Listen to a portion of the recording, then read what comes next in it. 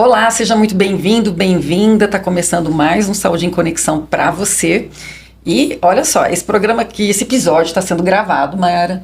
Eu não sei se vai ser postado antes do invernão entrar, mas assim, a gente está vivendo o outono e a estação mais fria do ano ainda nem chegou e a gente já está sentindo muitas vezes aí as consequências do frio, da mudança de temperatura. Para a gente poder se preparar aí para o inverno, entender as mudanças das estações, o que está acontecendo, a gente tem duas convidadas aqui que são experts no assunto e vão poder ajudar a gente a realmente entender um pouquinho esse tema, né?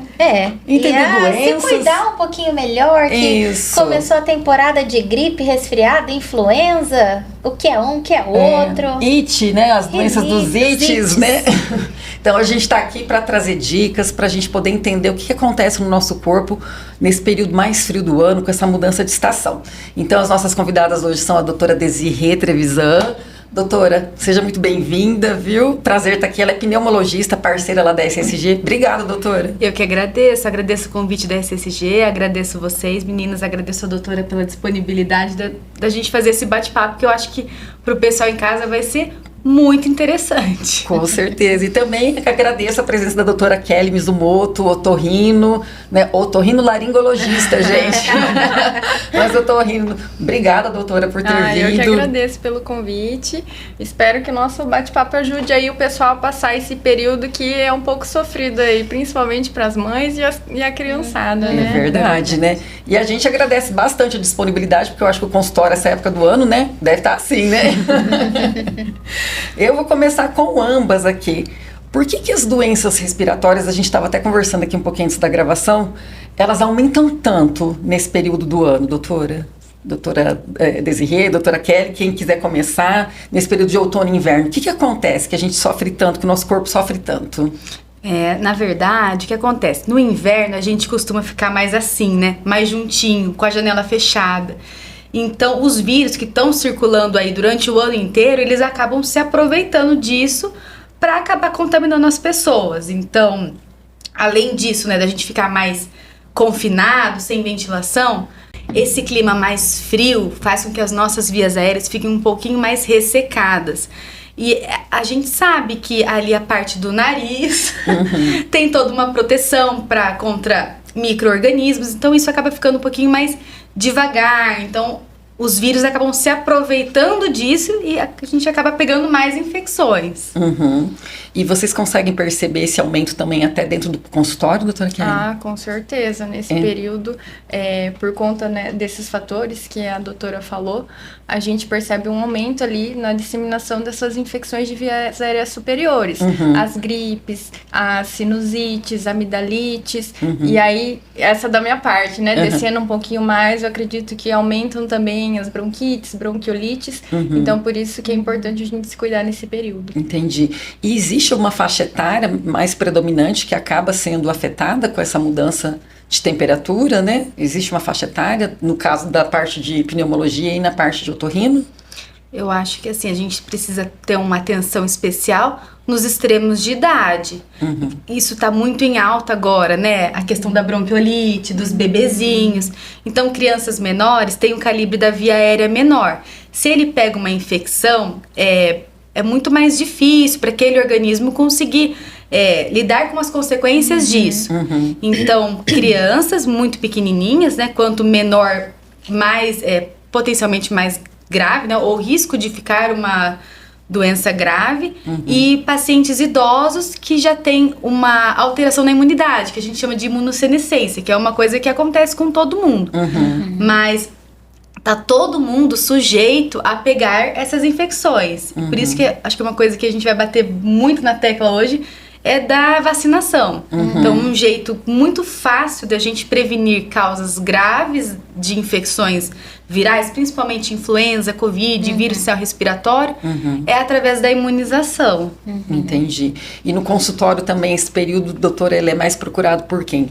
Esses extremos, mais criança, mais idosos? A gente percebe um aumento de prevalência, então, em todas as faixas etárias.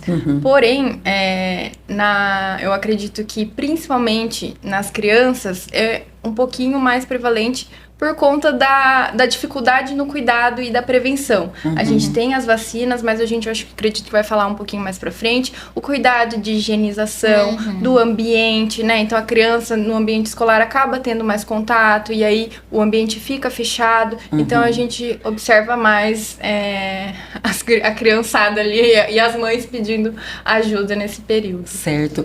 Agora, para a gente poder até sair um pouquinho aqui do roteiro, para o pessoal entender.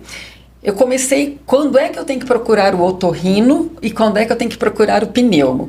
Eu comecei com uma falta de ar respiratória, tô ali com falta de ar, eu tô tossindo. Eu procuro quem nesse caso? Qual de vocês duas? Ou eu tô com uma dor de cabeça muito severa, tá doendo os seios da face. Aí aonde que eu vou? Né? Quando procurar o pneumo, doutora?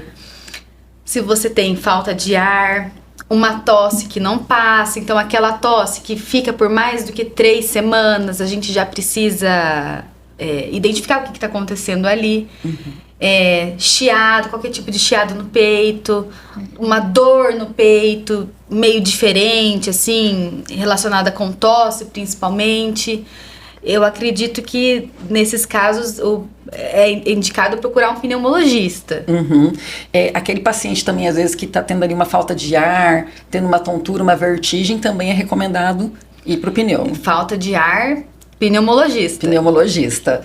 E quando que é recomendado a gente identificar que temos que ir para o otorrino, doutora? Então, o otorrinolaringologista, né? Isso. Esse palavrão é o médico que trata, então, das doenças do nariz, do ouvido e da garganta, né? E da laringe. Então, os sintomas de dor de cabeça, pressão no rosto, às vezes dor de ouvido ou dor de garganta são indicados procurar um otorrino para uma avaliação. Certo. E o que muitas vezes acontece é que o problema começa aqui e acaba descendo para as vias aéreas inferiores. Então, muitas vezes a gente tem que fazer esse tratamento conjunto entre o otorrino e o pneumologista. Entendi.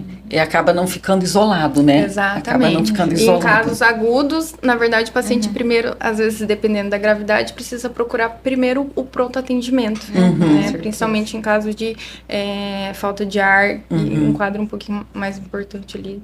Vocês estavam falando a respeito da prevenção e pegando para vocês duas. É verdade que o clima frio ele baixa a imunidade no organismo? Isso é um mito, é uma verdade? Né? E vocês falaram de hábitos simples, né? De manter, de repente, um ambiente mais saudável. Primeiro, o frio, ele diminui a nossa imunidade? Quem começa? O frio, na verdade, ele altera o funcionamento das nossas células ali, principalmente da imunidade inata. Então, a primeira barreira de defesa do corpo é como se as células ficassem um pouquinho mais devagar. Além do tempo seco, diminuir o que a gente chama de batimento ciliar. O que acontece? Nas nossas vias respiratórias, a gente tem como se fossem cílios, pelinhos que vão jogar a secreção, né, e para trás, e isso vai limpar a via aérea. Com o frio e o ressecamento da mucosa, esse sistema de movimentação de secreção, ele fica diminuído. E isso faz com que a gente tenha um contato maior com vírus, bactérias e outros irritantes no nariz, que facilita a gente ter essas infecções. E aí, essas doenças também podem, né, acometer ali a parte dos brônquios e o pulmão também. Doutora, então assim, o frio ele não baixa a nossa imunidade, então, que muda um pouquinho o nosso organismo. Exatamente. Eu acho que o mais importante durante o frio é a gente manter hábitos saudáveis. Então, tomar bastante água, manter uma alimentação saudável, procurar sempre mais naturais, né? Alimentos mais naturais, evitar industrializados, praticar atividade física e também deixar a janela aberta, deixar o ambiente circular, né? Então, acho que principalmente cuidar dos hábitos saudáveis mesmo, manter bons hábitos. Aquela questão do uso da máscara que a gente teve na pandemia, é importante hoje se a gente pega uma gripe, né, tá usando? Com certeza. Esse hábito ainda é possível a gente manter? Eu acredito que é uma coisa que deveria vir para ficar. Inclusive, a gente sabe que tem alguns países que já tem essa cultura. No Japão, o pessoal costuma ter uma etiqueta respiratória, né? Já sabe que começa a ficar meio resfriadinho, já coloca máscara, principalmente quando vai em ambientes que tem muita movimentação. Então, acho que é legal a gente colocar máscara, por exemplo, para andar de ônibus, que tem muita gente, muito aglomerado, não tem muita ventilação. Se você vai numa consulta médica, que você sabe que tem pessoas ali que possivelmente estão com alguma infecção respiratória, você pode se proteger. E a pessoa, se está com algum sintoma respiratório, é interessante também colocar a máscara, pensando no coletivo mesmo. Eu acho que talvez não pegou muito essa questão da máscara aqui, porque a gente associou muito ao Covid.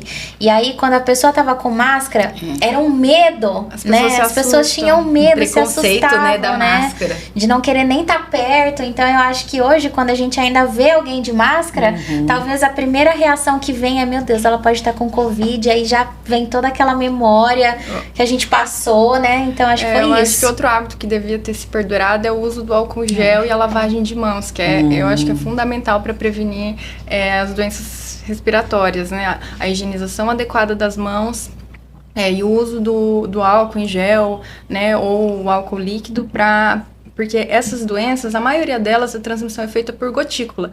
Então, essas gotículas, elas são expelidas na saliva, né, na secreção do nariz, quando o paciente espirra ou tosse. E a maioria tem o costume de levar a mão na boca e logo em seguida cumprimentar alguém com as mãos. E aí isso acaba também, além da transmissão do ambiente, né, aumentando a transmissão de paciente para paciente. Olha, eu confesso que após o Covid, esses dois hábitos ficaram na minha vida. Eu lembro assim que eu nunca nem limpava celular. Depois da época do Covid, gente, eu passo álcool no celular, porque eu falo, nossa, tá tão encebado, né? E assim, chegar em casa, lavar as mãos, eu tenho álcool na bolsa, eu tenho álcool no carro, eu saio do mercado, eu já passo álcool. Então, assim, pra mim, ficou. Foi assim, um hábito realmente que veio pra ficar. Eu acho que esse hábito muito importante do cuidado com as mãos, né, e o uso da máscara também, eu acho que entra muito nessa questão também. Eu lembro até hoje também, no período pós-Covid, já tinha passado um pouco ali o tempo. Eu acho que meu esposo estava entrando no elevador, ele estava usando máscara, mas porque ele estava resfriado. Aí a pessoa já olhou assim dentro do elevador, você tá doente? Né?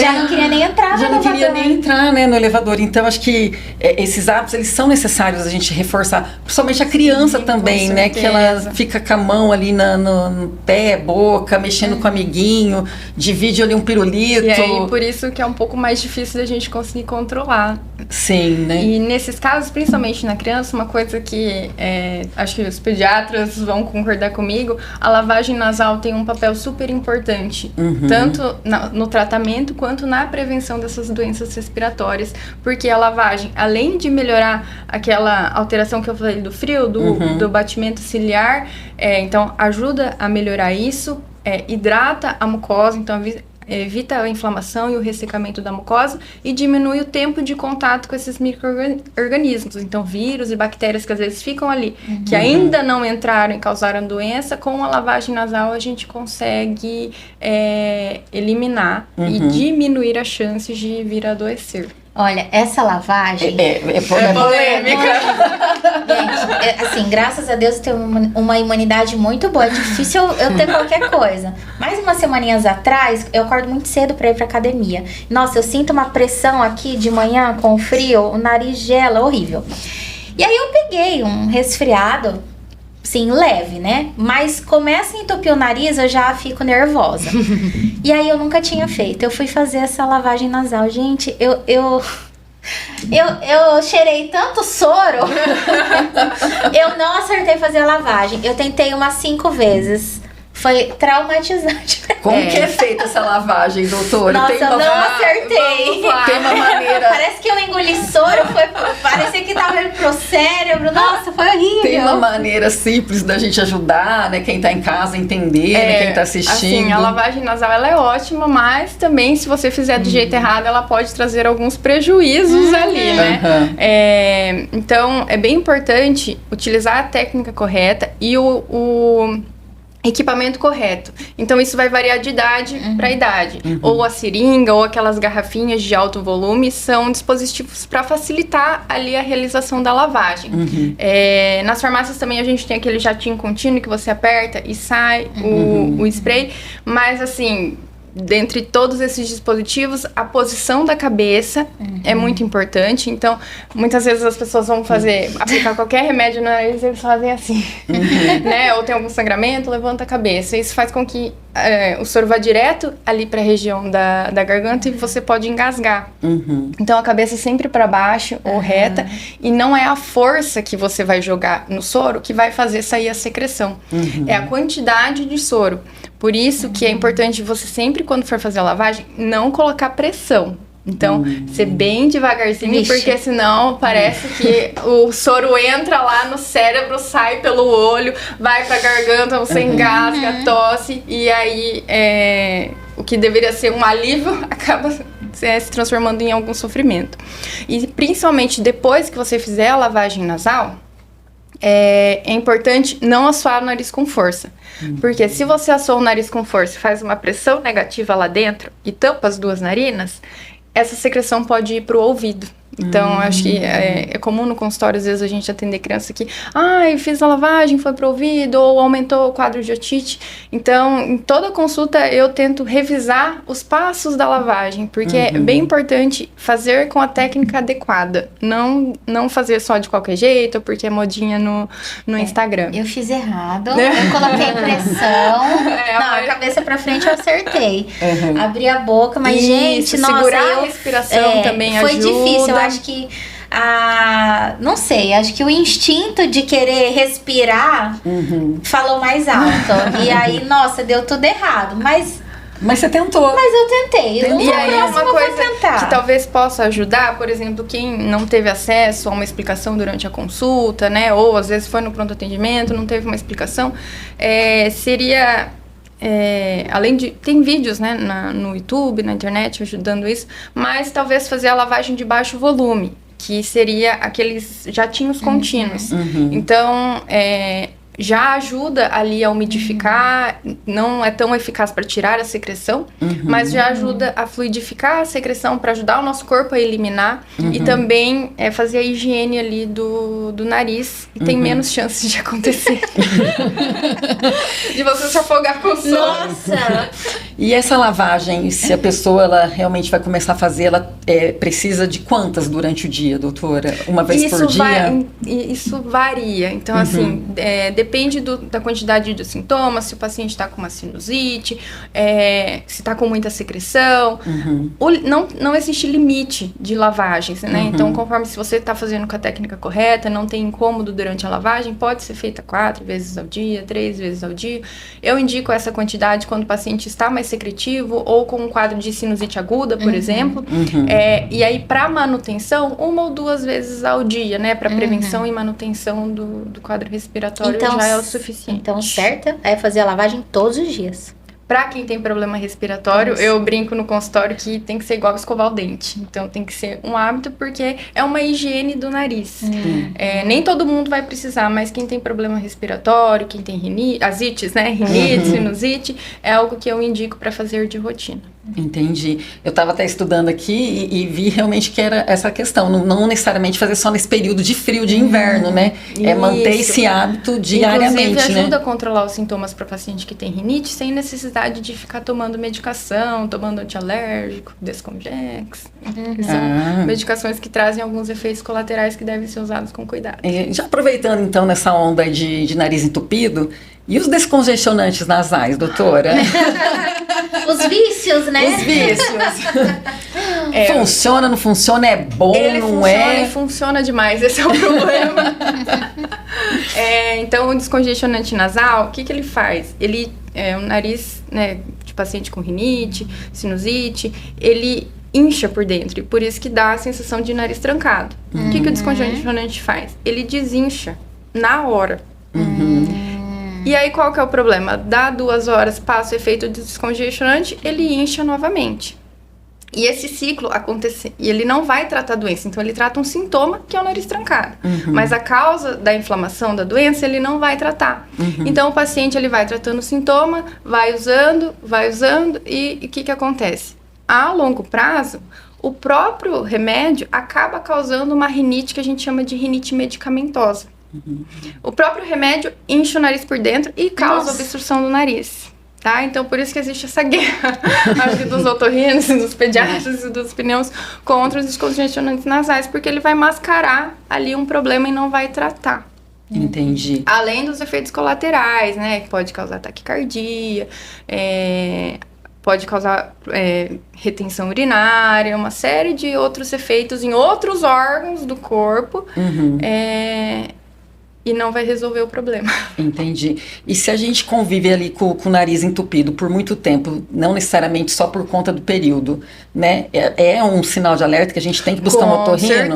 Com certeza. A gente precisa avaliar qual é a causa dessa obstrução nasal. Então, a gente tem várias causas, né? A rinite é uma das mais comuns e a gente consegue, com tratamento adequado, melhorar a qualidade de vida do paciente. Aí a gente precisa também avaliar se não tem desvio de septos, né? Sinusite crônica, pólipo nasal, alguma outra coisa, a adenoide, que o pessoal chama de carne esponjosa, né? E que requerem tratamentos diferentes, né? Às vezes cirúrgico ou medicamentoso, mas que a gente consegue controlar sem precisar usar os descongestionantes. Porque às vezes a pessoa se acostuma a respirar pela boca, né? Exatamente, tem pessoa que às vezes nem sabe o que é respirar pelo nariz. Né? E aí não se percebe, né? E acaba gerando ali e prolongando a situação e aí, de dor, por isso né? é importante procurar um profissional de saúde para ter o diagnóstico adequado. Porque você usar o neossoro, você não vai estar tratando nada. Você vai tratar o sintoma, mas a causa desse problema não vai ser identificada. Então, por isso que é importante passar em consulta para avaliar e tratar corretamente.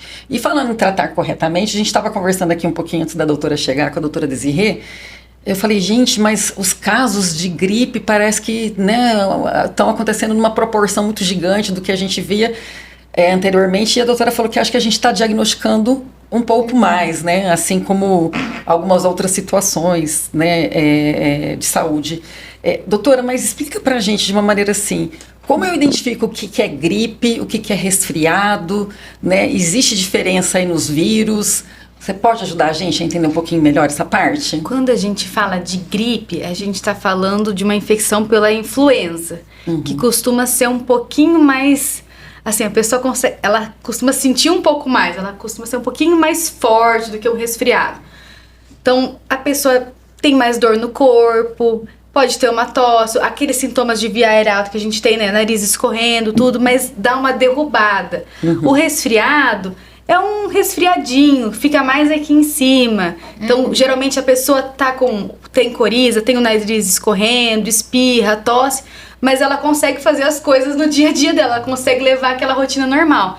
A gripe dá uma derrubada na pessoa. Acaba ficando de cama. Tem gente que fica de cama, né? Hoje a gente tem, inclusive, tratamento para influenza, para os grupos indicados. Por isso que é importante fazer o diagnóstico, você identificar, né? Na maioria das vezes, qual o vírus que está causando aquilo. Se for influenza, que é o vírus da gripe, a gente pode agir ali antes da pessoa ter esses sintomas mais severos. E hoje a gente consegue até fazer testes na própria farmácia, né? Não, hoje tá super acessível. Na farmácia, na unidade de saúde, nos prontos atendimentos. Você chega com sintoma respiratório, faz o painel viral, consegue identificar o vírus na hora. E é importante procurar o médico. Então, se você faz por conta, né, passa em consulta com o médico para ele ver se você tem indicação de usar a medicação. E doutora, existe diferença, né? Porque hoje a gente está vendo mais aí influenza A, influenza B, né? Que fala influenza B, H1N1, né? Qual que é a diferença de um para o outro, né? Os sintomas são iguais? A gente tem que ficar preocupado, né? Porque tá com influenza, tem que ter um alarme aí com relação a saúde pública? Eu acho que não é preciso alarme, até porque hoje nós temos duas coisas importantes no caso da influenza. Nós temos a vacinação Então, se você é vacinado para influenza, muito provavelmente você pode até contrair o vírus, né? Contrair a doença. Mas você vai ter uma doença muito mais leve, uma gripe mais leve. Então, tá tudo bem. Não vai. A chance de fazer uma pneumonia grave decorrente dessa infecção viral é menor do que uma pessoa que não está vacinada. E além da vacinação, nós temos a medicação que se chama oseltamivir, que é o Tamiflu. Acho que todo mundo já ouviu falar. Sim. Então, nos grupos de risco, que são aqueles que a gente conversou no início, né? Crianças, idosos, pessoas com comorbidades, doenças respiratórias, algum tratamento de imunossupressão, doença no coração, elas têm indicação de usar o oseltamivir. Só que eu tenho uma janela de tempo. Então, ali é 48 horas do início dos sintomas. Por isso que é importante fazer o teste. Tá com sintomas? Procura o médico. O médico vai indicar o teste, faz o diagnóstico e vê a prescrição correta. Uma outra coisa também que a gente tem que tomar cuidado é que uma infecção viral, principalmente do influenza, ele abre as portas para uma infecção bacteriana associada. Então, de repente, a pessoa começa com uma influenza, começa com uma gripe, quando vê, tá com uma pneumonia bacteriana. Então, é importante sempre procurar atendimento médico. Doutora, até pegando essa questão do tempo aí de tomar o medicamento adequadamente, né, correto? A transmissão, fui no pneumo, fui no otorrino, me pediram o exame, testei lá para os virais e deu influenza. Eu preciso ficar afastada? Em quanto tempo eu consigo transmitir essa carga viral para uma outra pessoa?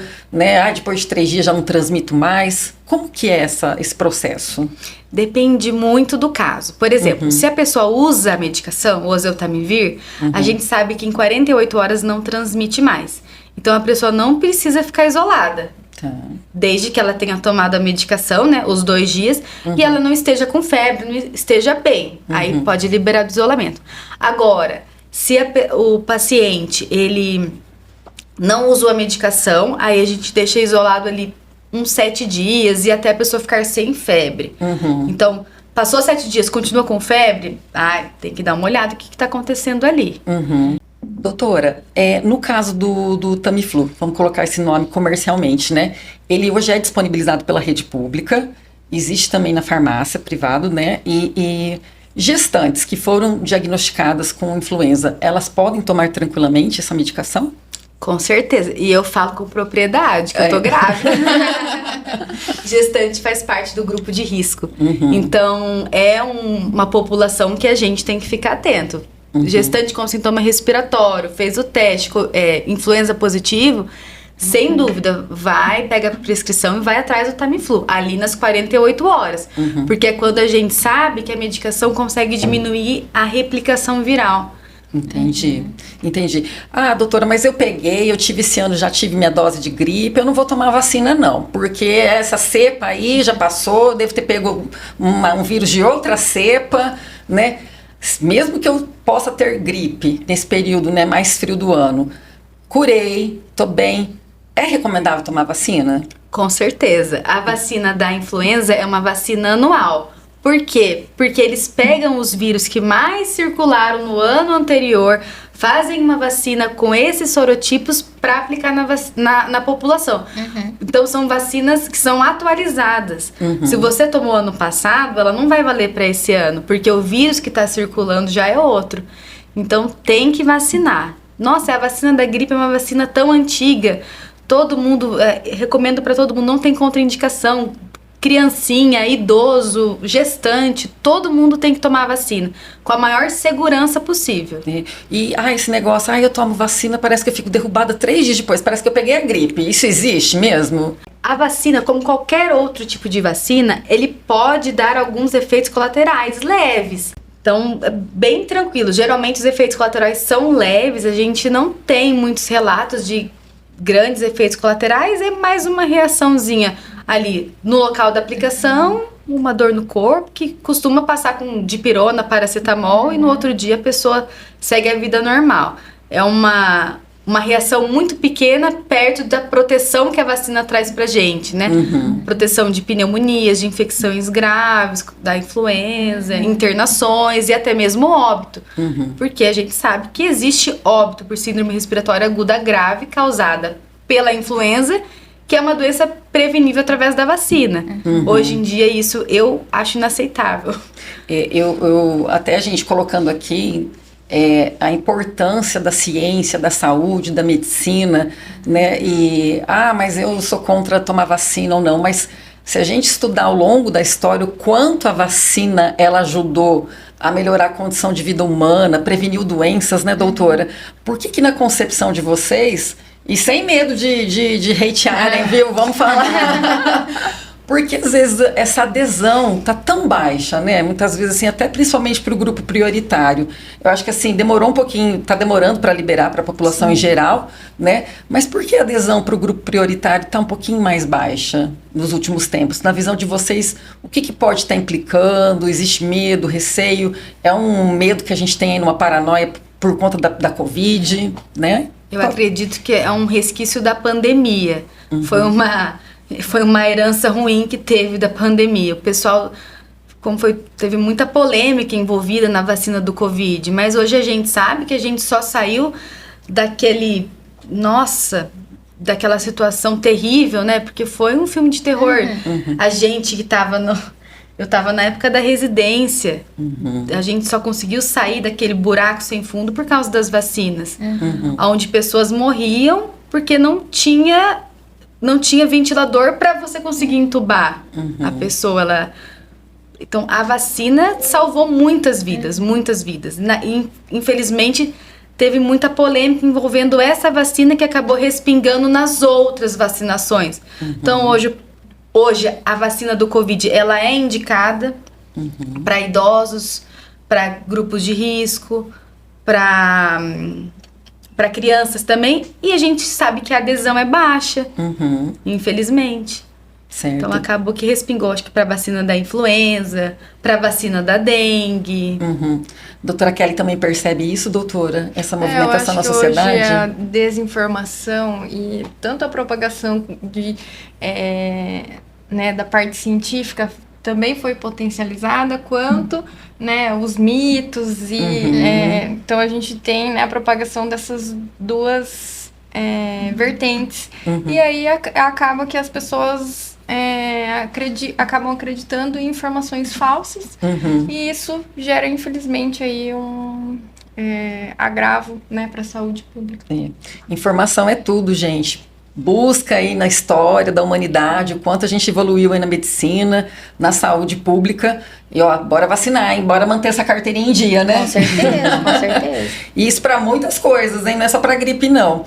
Que vocês acham que a gente faz de errado quando a gente começa ali com uma tossezinha, com uma coriza, né? Ai, nossa, meu nariz está escorrendo, vou ali catar um Resfenol, né? Vou tomar um Cimigripe, minha garganta está arranhando, vou tomar uma Nimesulina, né? O que vocês consideram que a gente toma de atitude errada no momento que a gente começa a perceber esses sintomas gripais, né? Tanto da parte respiratória, né? Inferior, superior. O que vocês consideram aí de mais predominante do nosso erro aí, como pobres mortais? Da minha parte, eu acho que às vezes a gente tenta muito... vou dar um jeitinho aqui em casa, vou tomar esse xaropinho pra ver se minha tosse passa. E posterga um pouco a busca do atendimento médico. Então, acho que o xarope da tosse é o que faz qualquer pneumologista arrepiar, assim. Porque a gente sabe que o xarope, ele não vai... é meio parecido com o descongestionando nasal. O xarope não vai tratar a causa da tosse. A gente precisa ver por que você tá tossindo. É uma infecção viral? Vamos ver qual tipo de vírus que é. Às vezes tem indicação de usar o Tamiflu.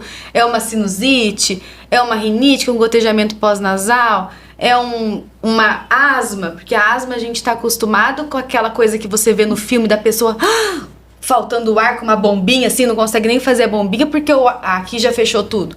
Não, a asma ela pode ser se manifestar com uma tosse, apenas uma tosse. Então, acho que precisa procurar o atendimento médico para identificar o que você tem e fazer o tratamento correto. Às vezes a gente toma uma medicação, acaba mascarando e isso só vai agravando mais o problema. E na parte de otorrino, doutora? Eu acredito que às vezes as pessoas também ficam muito fixadas no remédio, um remédio para curar, ou claro que a gente tem o Tamiflu, mas esquece de fazer o básico, né? Que é proteger, evitar contato com as outras pessoas que estão saudáveis, lavar a mão a todo momento, fazer a higiene nasal, comer, a alimentação é muito importante, uma boa noite de sono.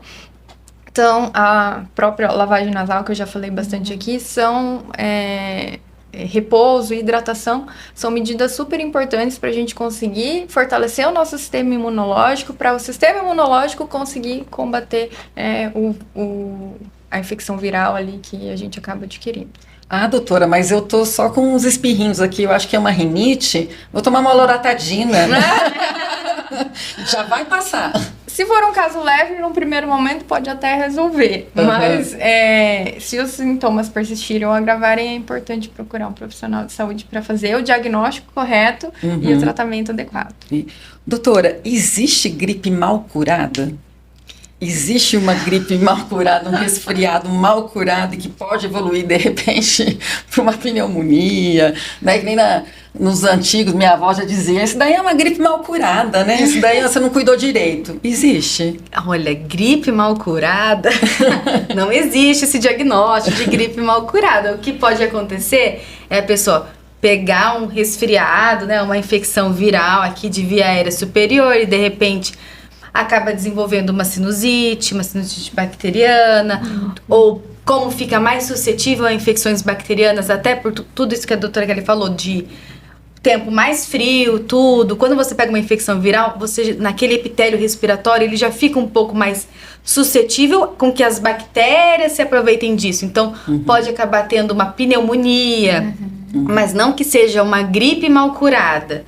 É uma infecção, assim, que se prolongou ali. Provavelmente era um quadro viral que acabou se tornando um quadro... acabou se tornando, não. Entrou uma bactéria ali e aí virou um quadro bacteriano que requer um outro tipo de tratamento. Por isso que se esses sintomas persistirem, geralmente um quadro gripal ou um quadro de resfriado tende a melhorar a partir do 5º dia e dura lá de 7 a 14 dias, a gente sabe que às vezes um quadro de tosse pode permanecer por um tempo maior.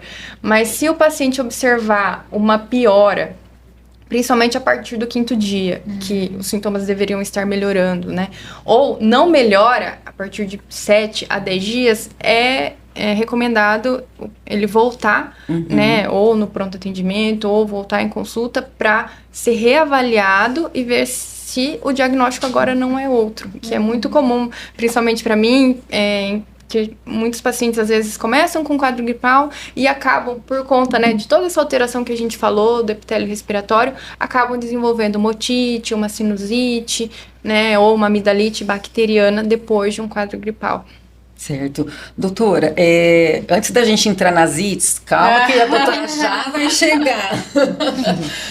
A doutora falou a respeito da tosse.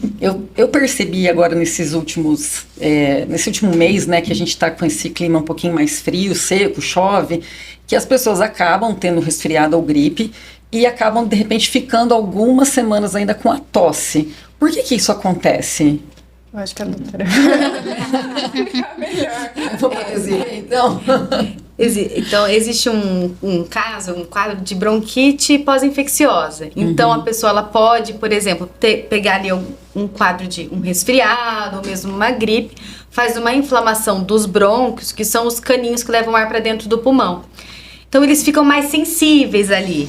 Então, é como se eles ficassem inflamados. Essa inflamação faz com que a gente tenha tosse. Então, essa bronquite pode persistir por alguns dias depois que a gente passa por um quadro viral agudo. Aí a gente precisa ver se isso vai se resolver ou se a pessoa tem algum problema respiratório associado. Entendi, porque a gente convivendo ali com o pessoal da SSG, a gente percebe que algumas pessoas acabam ficando 2 semanas ali com a tosse, forçando, né? E depois vai melhorando, né? Então é um período normal ou tem que ser investigado? Não, assim, entre 2 e 3 semanas, tá tudo bem. O problema é se persistir. Entendi. Tem que ficar de olho, assim, se não tem nenhum outro sintoma associado. É só a tosse? Que horas que essa tosse vem? Tem alguma coisa que eu faço que a tosse piora? A tosse tem chiado junto? Então, assim, até 3 semanas a gente tolera. Se persiste um pouco mais do que isso, é importante passar por investigação, para ver se não tem nenhuma complicaçãozinha ali associada. E nada de tomar o xarope por conta. Não toma xarope para tosse. Ô, doutora, e por que para algumas pessoas, acho que a grande maioria, não sei, me corrija se eu estiver errada, à noite ela é um pouquinho mais complicada para dormir quando a gente está gripado, está resfriado. O que acontece no nosso organismo? Tem uma coisa que está relacionada aqui, ó. A gente tem inflamação aqui da parte da mucosa, né? Da mucosa nasal. Então fica inflamado aqui. A hora que você deita, escorre e vai lá pro pulmão. Então a pessoa tosse, piora quando ela deita.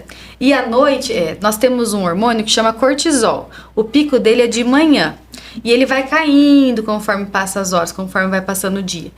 À noite é quando esse cortisol tá menor. Então o cortisol é como se fosse um corticoide do nosso corpo mesmo. Então a hora que ele tá menor, aí como já tá inflamadinho ali, a pessoa também tem a tosse. Entendi. Por isso que a gente acaba sofrendo mais à noite, então.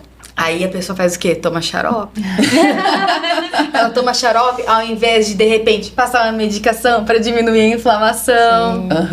Quando a gente deita, aumenta a circulação na cabeça também, né? Então, a gente de dia tá de pé, quando deita, aumenta a circulação. E isso também faz inchar algumas estruturas do nariz.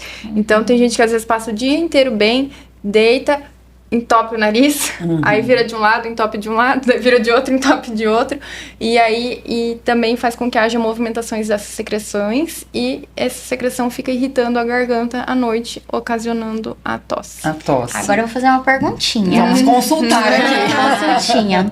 Quando eu estou resfriada, eu tenho o vício do Vick. Eu vou dormir, eu preciso passar um pouquinho aqui, porque, gente... É muito ruim. Isso pode? Pode.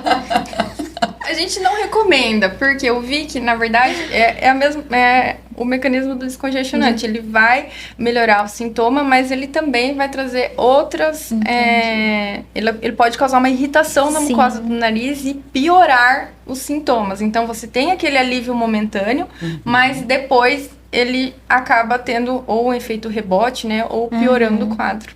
Olha, e se você tem alguma alguma hipersensibilização ao componente do Vick, a pessoa pode fazer um broncoespasmo. Olha. O pulmão pode fechar pelo irritante ali.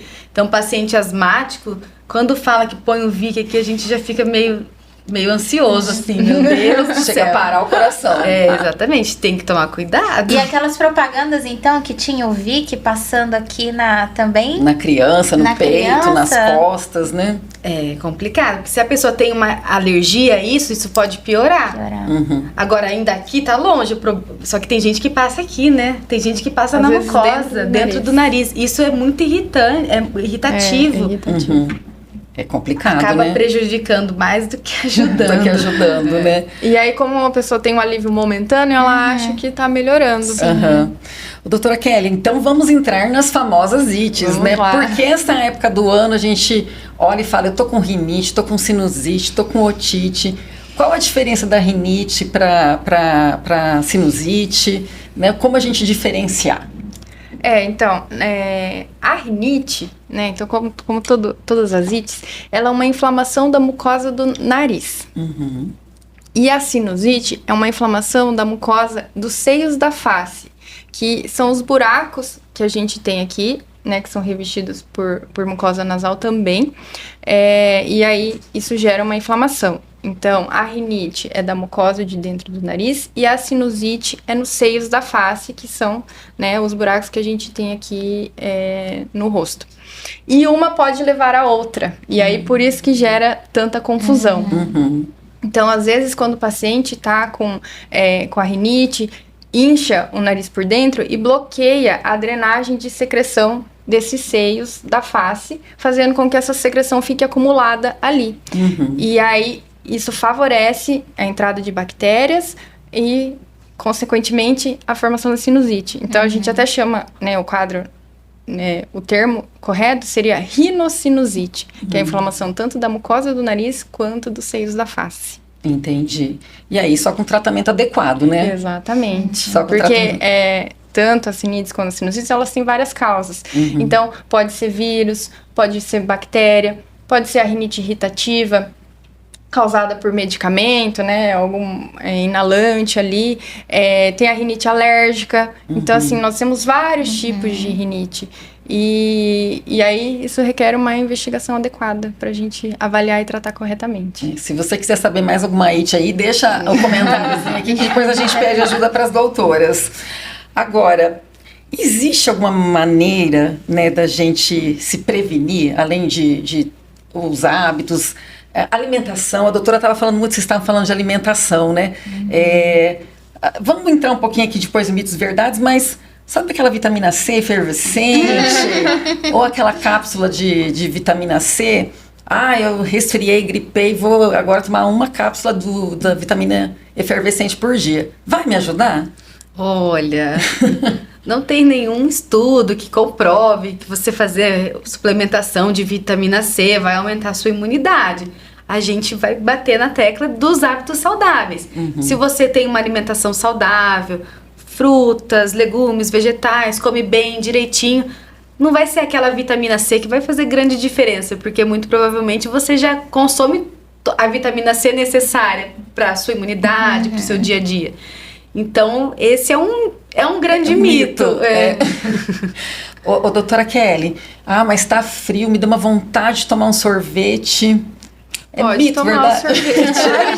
Tome seu sorvete. Não vai inflamar, infeccionar minha garganta por conta do frio? Não. Bebida gelada não vai infeccionar a garganta? Não vai infeccionar. O que às vezes pode acontecer é ter essa alteração ali, né?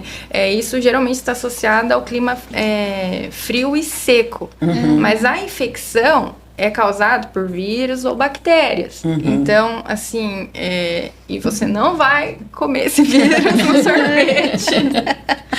Ai, nossa, mas eu tô com medo, doutora. Então, é mito, né? Pode tomar o sorvete tomar o tranquilamente, né? Andar descalço, Andar pode descalço. também. Tomar sereno. Tomar Pode tomar. sereno. Mas se a avó mandar pegar o casaco, Você pega. Compra essa briga. Né? Porque, nossa, lá, gripou porque pegou uma corrente de ar frio. Ai. Já estamos quase chegando no finalzinho aqui. O que vocês poderiam deixar de recomendações, né? Cada uma dentro da sua especialidade, para as mamães, para os papais, para os mais adultos, para a gente poder enfrentar aí o inverno que vai chegar daqui uns dias e passar essa estação de uma maneira mais tranquila, doutora Desirê? Olha, eu recomendo que você mantenha hábitos saudáveis, alimentação saudável, aquele sono regular, reparador, né? Aquele sono gostoso, atividade física e vacina. Gente, tem que vacinar. Tem no posto de saúde, tem que vacinar. Vacina do Covid, vacina da influenza. Para os pacientes indicados, vacina da pneumonia, vacina do vírus sincicial respiratório. Nós temos aí um arsenal de vacinas que sabemos que previnem doenças, internações, complicações graves. Eu acho que o importante é a prevenção. Joia. Onde que o pessoal te encontra nas redes sociais, doutora? Passa para o pessoal aí, para te encontrar. Meu Instagram é pneumo.desirretrevisan. Eu faço alguns vídeos também, então se você tiver alguma dúvida, alguma sugestão, pode entrar em contato por lá, que vai ser um prazer te responder e te atender. Joia. Doutora Kelly, o que você deixa de dica pra gente aí enfrentar essa estação? Eu acho que a doutora Desirê falou o que é mais importante, né? Primeiro, prevenir. E mais puxando a sardinha para o meu lado, eu acredito que a lavagem nasal e a higiene correta das mãos vão ajudar muita gente a passar ileso ali nesse inverno. Nesse inverno, né? Onde o pessoal te encontra nas redes sociais, doutora? No Instagram, meu é @doutora Kelly Mizumoto Torrino. Isso.